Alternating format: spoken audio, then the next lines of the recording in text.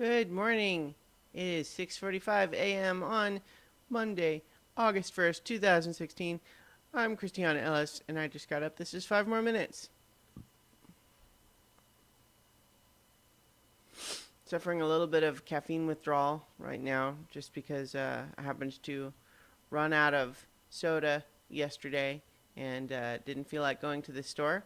This is all fine, except it just meant less caffeine intake than usual over the weekend, which led to a little bit of a withdrawal headache this morning.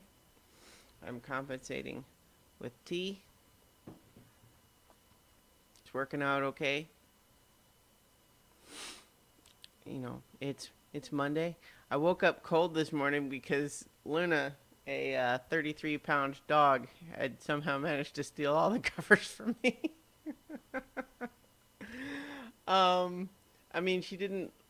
I'm not sure exactly what happened, but basically all of the covers kind of ended up wadded into one side of the bed, and off of me, and she was laying right on top of it. So when I kind of started becoming aware that I was cold, I couldn't just pull the covers back onto me because she was on top of the pile, and it just required me coming more awake than I had meant to be. But it was fine.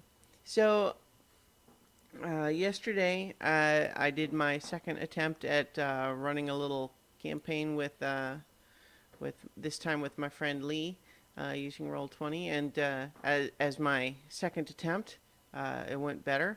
We made our way through the whole campaign, and once again, using an adventure that's sort of tuned for a party, and with only one player, there's a few times where it's like, yeah, that would have killed you, except now I'm coming up with some reason why it didn't, and that's fine.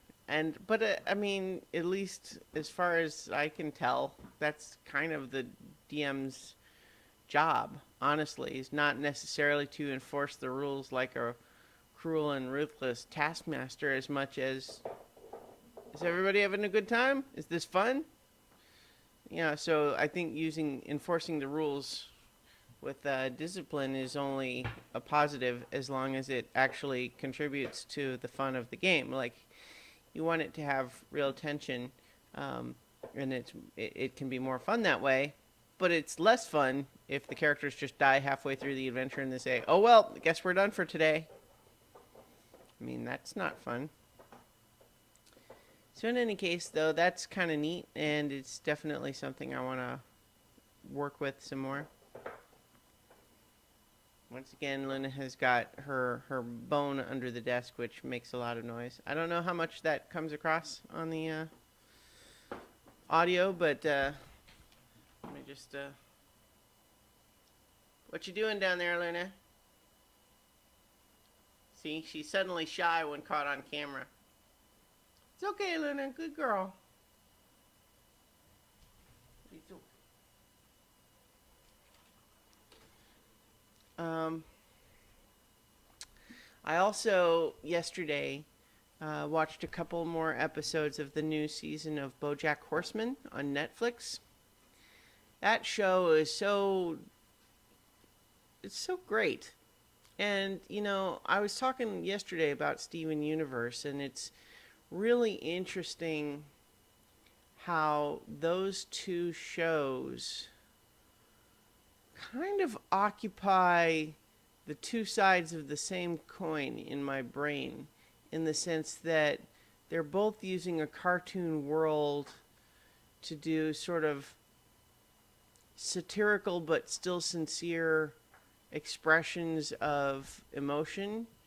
But while Steven Universe is sort of the brighter, more optimistic, more hopeful version, while still acknowledging that things aren't always easy, BoJack Horseman is like the flip side of the more cynical, neurotic side, where you're not entirely sure that it's not all hopeless, and yet what else are you gonna do? So it's interesting that they both kind of occupy that space for me, in a strange way. But the premise of the show with all the animal people just continues to lend itself to some really bizarre and weird and fun little jokes and puns and wordplay and stuff. At the same time that it is taking some really interesting characters and running them through their paces, emotionally speaking.